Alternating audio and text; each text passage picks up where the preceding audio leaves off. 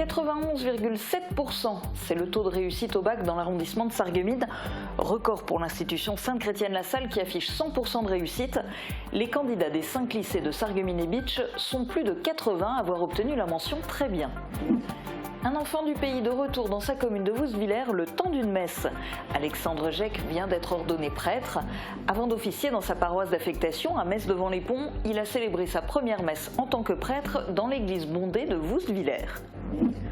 Objectif 3e fleur pour la commune de Rémeulfin.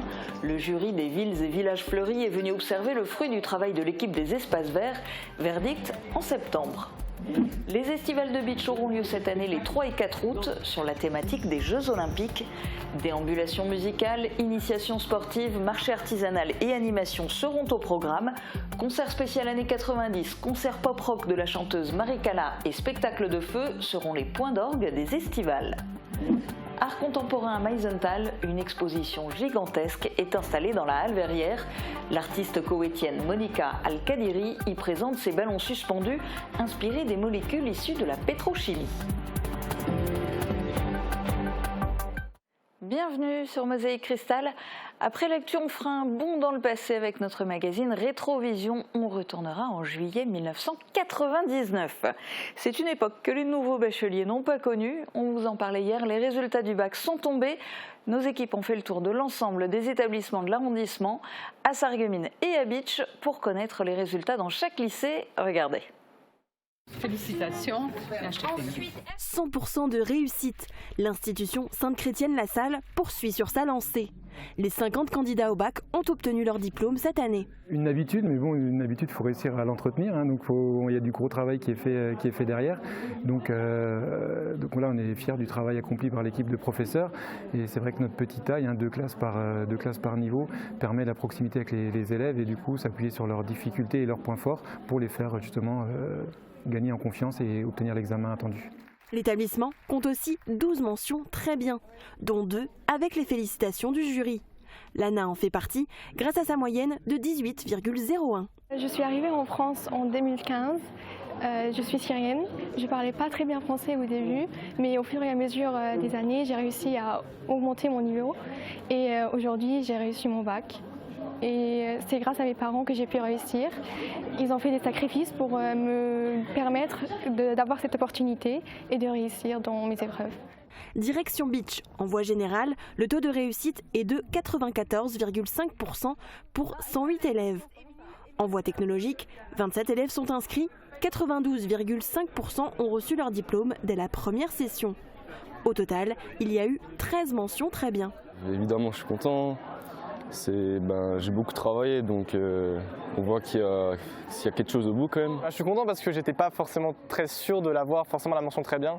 Mais vu que je l'ai, je suis plutôt content. Du coup, ce soir, on va un peu fêter quand même. Du côté du lycée professionnel, 29 élèves sont inscrits dans les 2 filières. Le taux de réussite est de 79%.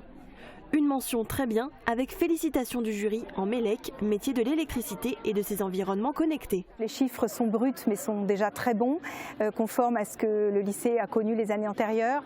Donc ce sont de très bons résultats, conformes à ce que nous attendions. Puis-je dire quand même, il n'y a pas eu de réelles surprises ou alors des surprises agréables et positives. Donc nous sommes très heureux pour nos élèves. Au lycée Jean de Pange, le plus grand lycée de Sarreguemines, avec 366 candidats, le taux de réussite du bac s'élève à 94%. 51 élèves ont obtenu une mention très bien. On est très content et pour les mentions, ce qui est pour nous l'indicateur le plus satisfaisant, et aussi pour la réussite des élèves, qui est le fruit d'un travail de longue haleine qui commence en classe de seconde.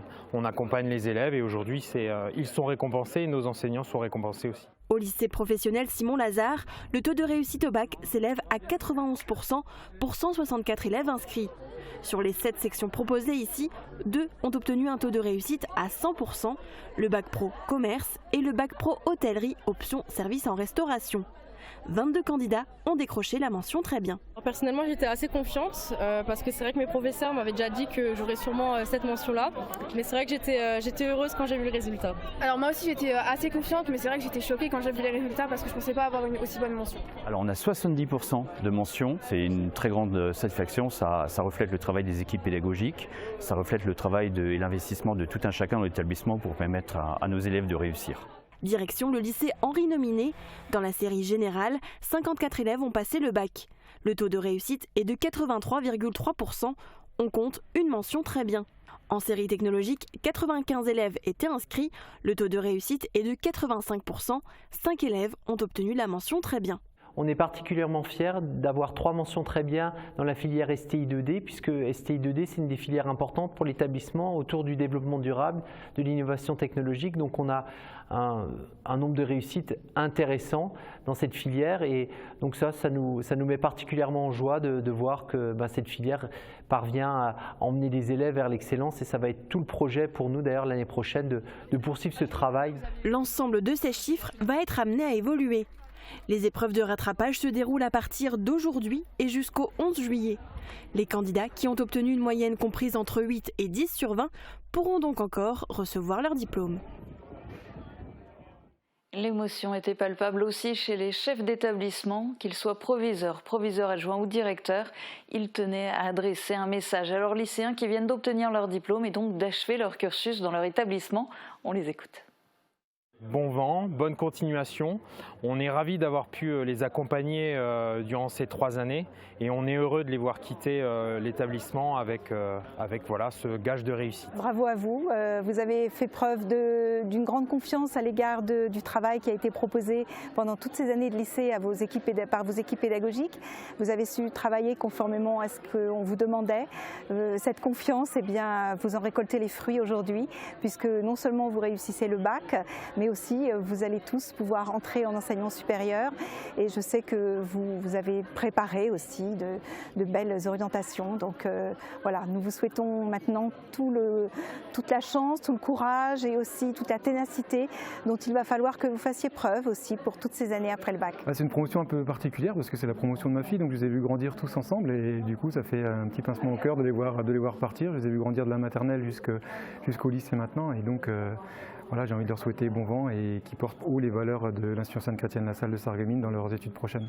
Le bac, c'est qu'une étape. On sait que dans quelques années, ce qui comptera le plus pour vous, c'est finalement les années passées au lycée Nominé, ce qu'elles vous ont permis à la fois d'avancer dans votre vie de lycéen, dans votre vie personnelle. J'ai envie de leur dire, continuez ainsi.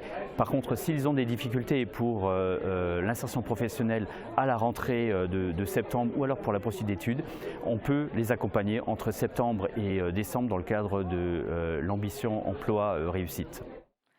Il a trouvé sa voie à 29 ans. Alexandre Jec vient d'être ordonné prêtre. Originaire de Voustvillers, il a eu le privilège de célébrer sa toute première messe dimanche à l'église Saint-Jean-Baptiste. Les fidèles avaient rempli le lieu de culte pour soutenir celui qu'ils ont vu grandir. Émilie Azel a assisté à la messe. Ce n'est pas une messe comme les autres ce dimanche matin. L'église Saint-Jean-Baptiste de Voustvillers est pleine à craquer de fidèles pour la toute première messe de l'enfant du pays. Seigneur Dieu, par l'abaissement de ton Fils, tu as relevé le monde déchu. Alexandre Jec a célébré sa première messe en tant que prêtre depuis qu'il a été ordonné le 30 juin dernier à Metz. Avant la messe, une procession est partie de la grotte pour arriver devant l'église. À cet office, de nombreux prêtres étaient présents, ainsi que des jeunes sapeurs-pompiers, la fanfare de Rémelfin et la chorale de l'église de Voustvillers. Pour Alexandre, c'était un moment important.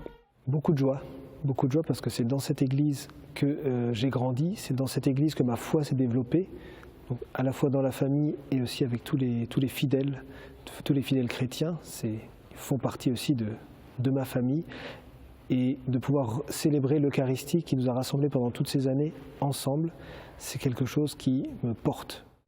Depuis 2023, il était diacre à Metz devant les ponts. C'est là-bas qu'il officiera.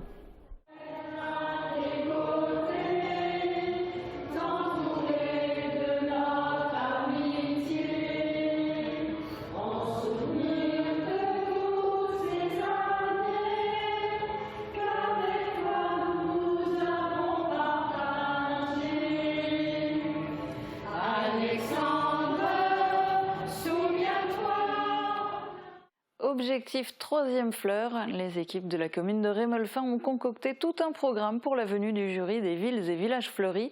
Le circuit, appelé les Jardins Heureux, l'a emmené à travers tout le village pour évaluer le cadre de vie. Reportage d'Emilia Zell et Thibaut Desmerlet. C'est un travail d'équipe qui a été présenté au jury des villes et villages fleuris. Le responsable des espaces verts de Rémelfin, Steve Pfeiffer, a fait visiter la commune aux 3 membres du jury à travers le circuit des Jardins Heureux. Tout un planning de présentation et d'animation a été préparé pour tenter d'évoluer dans le label. L'objectif de la journée d'aujourd'hui, c'est déjà de conforter les 2 fleurs qu'on a eues il y a 3 ans. Et pourquoi pas obtenir une fleur supplémentaire, bien sûr, ça ce serait la récompense. Tout ça, ça se travaille, c'est une démarche qui prend du temps, qui prend plusieurs années. C'est un total de 60 points différents répartis en 7 thématiques qui font partie de la notation. Il y a par exemple les animations, l'entretien de la voirie ou encore la promotion du label. Ça englobe vraiment un cadre de vie, hein. C'est vraiment un ensemble, c'est pas uniquement sur le fleurissement. Donc le fleurissement lui-même compte, mais pas pour la totalité du classement final. La commune dispose d'un budget plante de 10 000 € par an. Le passage du jury est l'occasion de mettre à l'honneur les équipes du village. On a souhaité de nouveau être jugé, voir un peu comparé par rapport aux autres villages, comment on se situe. Et c'est également un peu une fierté pour nos jardiniers qui travaillent d'arrache-pied tout au long de l'année pour nous préparer, nous faire un village qui est magnifique. Il faudra s'armer de patience pour le verdict. Les résultats seront donnés durant le mois de septembre. Je viens te chanter la balade des jardins heureux. Je viens te chanter la balade. Beach va être animé cet été, les estivales seront l'événement phare. Cette année, il est légèrement décalé, il n'aura pas lieu le dernier week-end de juillet, mais le premier week-end d'août. On vous dévoile une partie de la programmation dans ce reportage de Marie-Morgane Pires. Les estivales de Beach, c'est une festivité qui est surtout tournée autour du monde associatif. C'est l'événement qui anime l'été à Beach, les estivales. Il mettra à nouveau les arts de rue à l'honneur les 3 et 4 août, cette année sur la thématique des jeux. Plusieurs animations sont programmées au parc du Stadtveiller, dans les rues du centre-ville et pour la première fois sur la place de la Légion d'honneur devant la mairie. Déambulations musicales, initiation au freestyle football, breakdance ou encore mini-golf, il y aura des activités pour tous les publics. Un marché artisanal sera mis en place, 12 associations de la ville seront aussi mobilisées, un chiffre record. Parmi les temps forts, un concert spécial année 90 le samedi 3 août à 21h, un concert et une séance de dédicace avec Dédé le Rocker, plus connu sous son autre pseudonyme Passepartout, le dimanche 4 août à 15h. Pour clôturer l'événement, un concert pop-rock de la chanteuse Maricala à 20h, puis un spectacle de feu à 22h. L'ensemble des animations des estivales sont gratuites, elles démarrent le samedi et le dimanche dès 10h. Après la présentation du programme des estivales de Beach, la municipalité a présenté le nouveau Pass Découverte. Des initiations seront proposées du 12 au 30 août pour les enfants de 6 à 17 ans. Nouveauté cette année, l'école de musique du Pays de Beach s'ajoute à la liste des associations participantes. Pour un tarif de 7 €, les jeunes pourront tester plusieurs activités, basket, golf, foot ou encore motocross. À noter que pour le motocross, il faudra payer 30 € en plus pour 2 heures d'initiation. Pour réserver vos créneaux, vous pouvez contacter dès maintenant la ville de Beach. Des ballons gigantesques suspendus dans la halle verrière, c'est la nouvelle exposition éphémère du site verrier de Meisenthal. L'artiste koweïtienne Monira Al-Kadiri, née au Sénégal en 1983, présente son exposition jusqu'au 1er septembre. L'artiste a expliqué sa démarche artistique au micro d'Emilia Zell.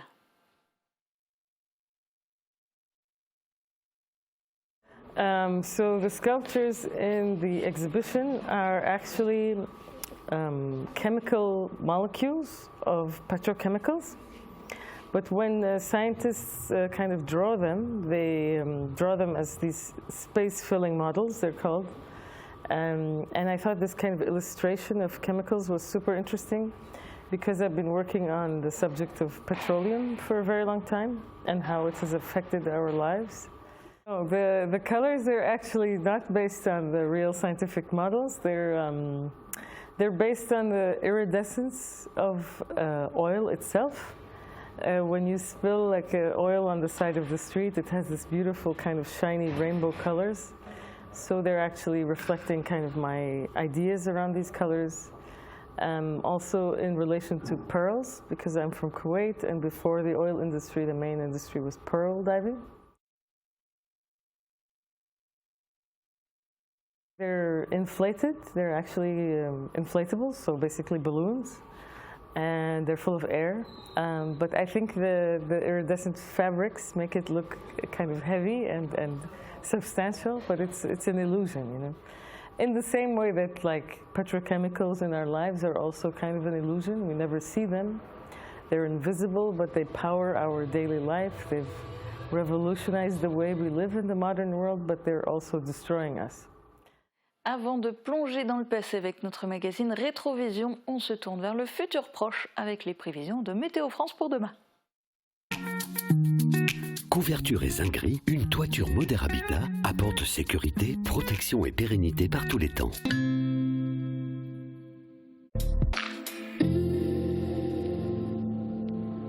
Bonjour tout le monde, les fortes chaleurs d'aujourd'hui vont engendrer des orages pour demain. La matinée débutera sous un soleil pluvieux et menaçant et des orages pourraient éclater dans l'après-midi. En soirée, on retrouvera un ciel dégagé et on pourra à nouveau profiter du soleil. Côté température, les minimales iront de 17 à 19 degrés et les maximales de 22 à 24 degrés. Demain, nous fêtons les Ulriches et il fera jour de 5h38 à 21h35. Passez tous une bonne journée et à demain!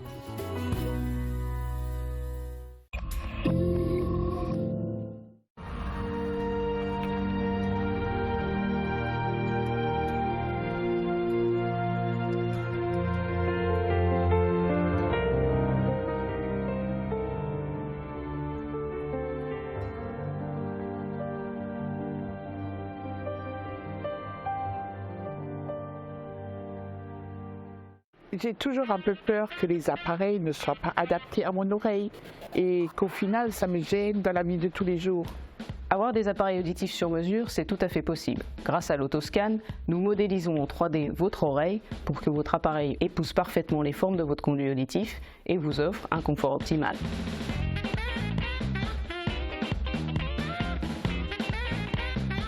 Bon, je te laisse, hein, je raccroche. Elle t'a dit qu'elle arrivait à quelle heure, maman? Ah non, j'ai oublié. Bah attends, je lui demande. Elle m'a dit vers 15h. Et mon ballon? Elle a pris mon ballon? C'est quoi? Je la rappelle. Tu crois pas qu'on devrait la laisser conduire? T'as raison, ouais. J'arrête de l'embêter. Et si nous transmettions la bonne attitude au volant? Ni appel, ni messages, ni réseaux sociaux. Assurance Prévention, une association de France Assureurs. Rétrovision fait un petit tour au siècle dernier, juillet 1999. À Lengelsheim, on accueillait le nouveau prêtre, Fabrice Langenfeld, pour sa première messe. À Götzenbrück, Marc Rimlinger chantait Meise im Glas, alors que l'on posait la première pierre du musée Siri à Eschwiller. Je vous laisse découvrir ou plonger dans les souvenirs. C'est une affaire française, une affaire européenne.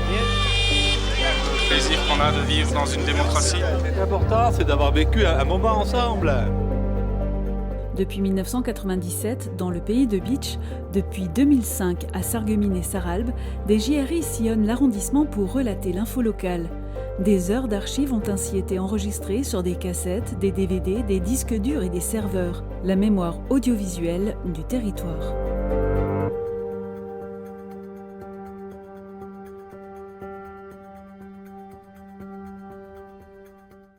Lundi matin, une soixantaine de salariés de chez Sola à Götzenbrück ont refusé d'intégrer leur poste de travail. 45 heures par semaine, diminution des salaires, augmentation de la cadence de production sont les raisons essentielles à leur grève. On nous demande de travailler un maximum d'heures par semaine, c'est-à-dire 45 heures, pendant une période l'été, du 1er avril au 1er octobre, 45 heures par semaine, toutes les semaines. Sola vit dans un marché où la demande n'est pas constante. Pour répondre aux périodes de fortes commandes, l'entreprise fait travailler son personnel 6 jours sur 7. Période haute, C'est toujours en été, nous faisons de 45 à 46 heures. Et en hiver, une semaine sur 3, nous sommes 8 jours à la maison.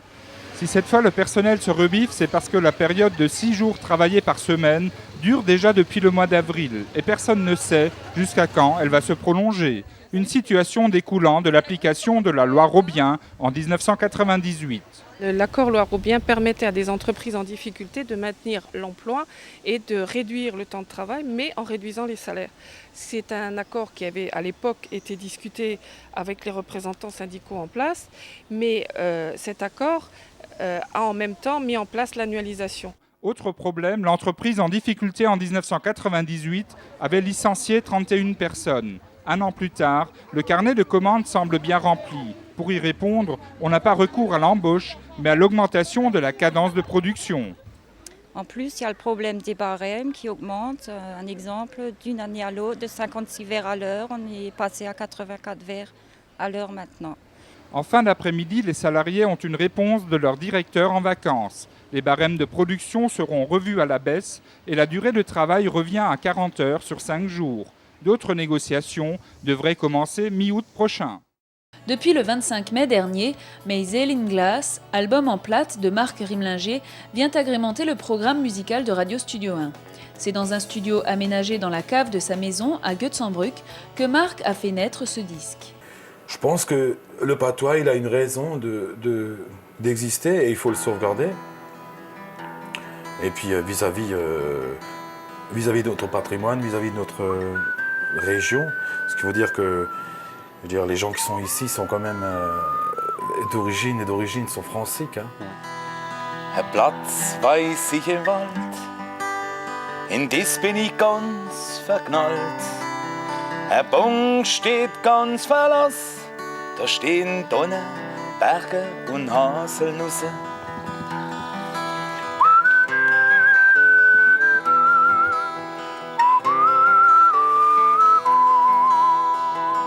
Et dans cet album, quels sont les thèmes que tu abordes et pourquoi ces thèmes-là?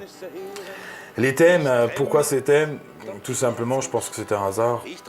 Alphonse Walter, par exemple, a beaucoup de thèmes. C'est lui qui a parlé le plus du verre, le pays du verre, du cristal. Et donc, il parle tout simplement du souffleur de verre, du tailleur de verre. Hein. Et pourquoi le verre? Parce que c'est tout juste à côté. Le pays de Bitche. Voilà, le pays de Bitche, le pays du verre, du cristal. Donc il y a Meisenthal, il y a Saint-Louis-les-Bitches, Montbronn, Götzenbrück, donc tout ce coin-là. Où il y a donc le musée à Meisenthal, hein, dont on avait fait plusieurs pièces de théâtre, donc je veux dire Walter Alphonse. Et je pense que ça l'a inspiré, il voulait en parler. Et puis quand j'ai lu les textes, je lui ai composé la première, c'était Glasfaser Blues. Il était tout fou, il a dit c'est super. Et puis moi-même, je me suis plus intéressé. Bon, tout le monde sait ici qu'il y a du verre et du cristal, mais pas tout le monde sait les choses aussi, l'origine, pourquoi il y a eu tout ça. Hein, donc l'origine du pays de verre et du cristal. Et c'est vrai que c'est un sujet dont je suis très fier à aborder et qui est tellement joli en fait.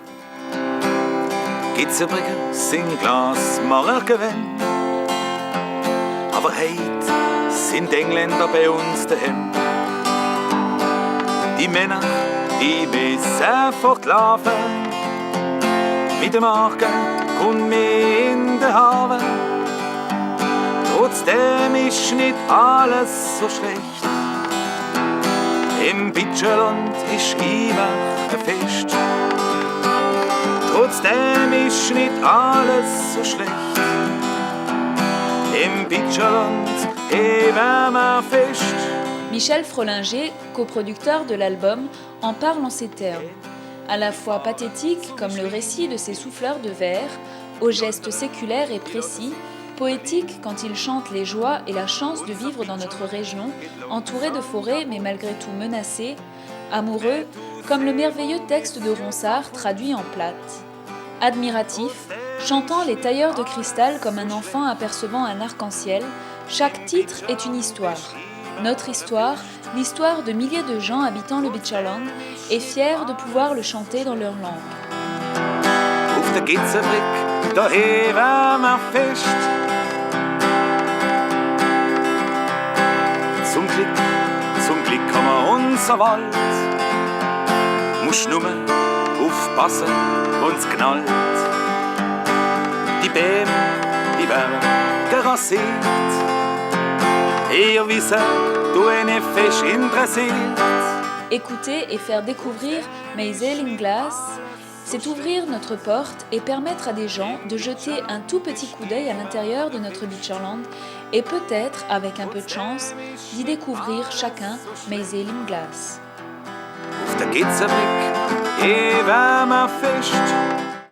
La rue de la Belle-Vallée, dans laquelle Fabrice a grandi, n'a jamais aussi bien porté son nom que le lendemain matin. Alors que des orages ont éclaté durant la nuit sur toutes les communes environnantes, l'Engelsheim a été miraculeusement épargné. Dès 6 heures du matin, le reposoir a été paré pour la cérémonie d'accueil. Francis Glaser, vicaire de Bitche, est venu se joindre à la troupe vers 7h30 pour entamer la pose du tapis de sciure colorée préparé quelques semaines auparavant au presbytère de Reyerswiller avec le concours des jeunes de l'aumônerie de Sarreguemines ainsi que Jérôme et Cédric de l'Engelsheim.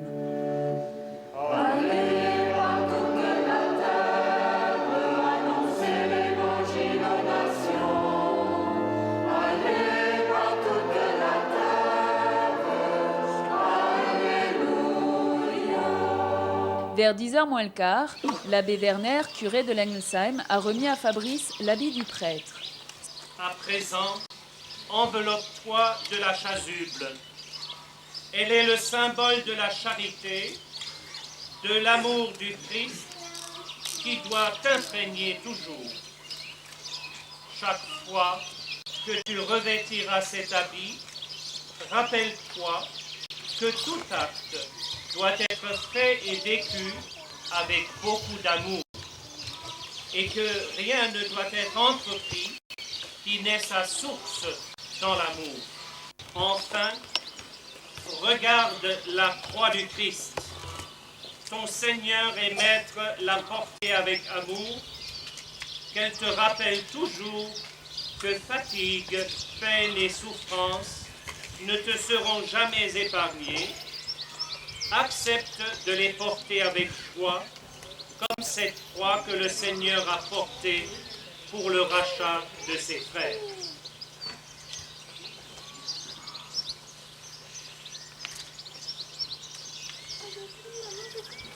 Accompagnée par la fanfare de Schweyen, la procession a rejoint l'église, bien trop petite pour l'occasion.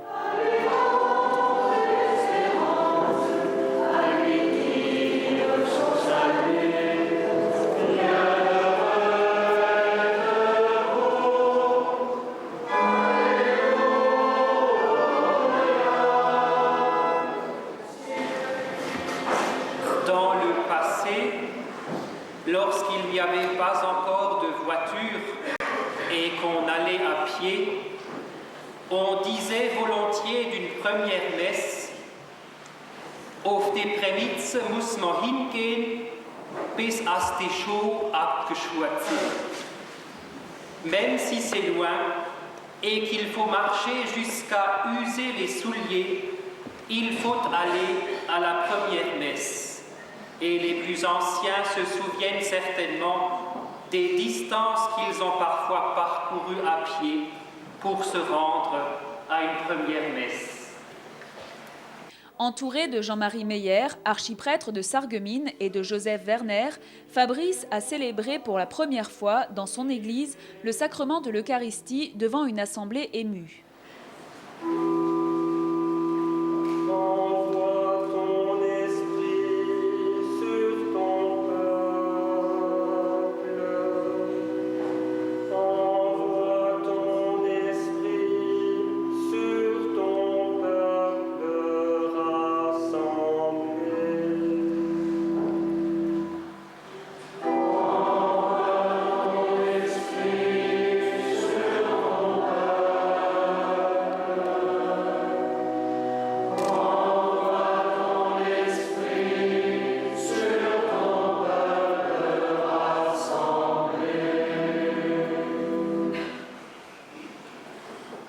À la fin de l'office, le président du conseil de fabrique a remis à Fabrice, au nom de tous les paroissiens, une valise chapelle pour qu'il pense toujours à son village natal et ses habitants.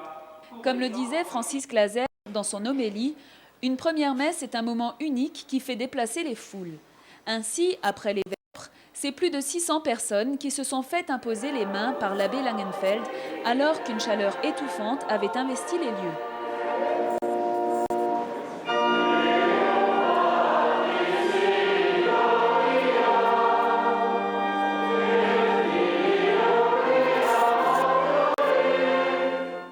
Une journée sous le signe de l'allégresse qui a marqué les esprits. Le canton de Volmaster a accueilli pour la seconde fois le préfet de la région Lorraine. Une cérémonie qui s'inscrit dans le cadre du tourisme. En effet, le bâtiment projeté veut reconstituer le plus fidèlement possible une scierie qui fonctionnait dans cette vallée. Une vallée où jadis les eaux du ruisseau faisaient tourner pas moins de 17 moulins. Le défi sera de séduire les touristes et de leur faire découvrir ce qu'a été l'industrie rurale en Lorraine. Ce musée scierie figurait depuis longtemps dans les projets du district. Il a fallu sillonner la région, la France et même l'Allemagne pour enfin lancer le projet. Une opération qui a fort bien débuté puisque Madame le préfet, Bernadette Malgorn, a eu le privilège, malgré les caprices du ciel, de poser la première pierre du musée qui devrait ouvrir d'ici la fin 2000 au moulin d'Eschwiller. J'ai été contente de poser la première pierre de cette extension du moulin parce que je trouve que c'est une excellente illustration de ce que va être maintenant l'aménagement du territoire avec cette idée de développement durable qui est à la mode maintenant au niveau national et international, mais qui a été mise en pratique ici dans ces vallées rurales de tradition industrielle qui ont été soumises à la modernisation. Alors joindre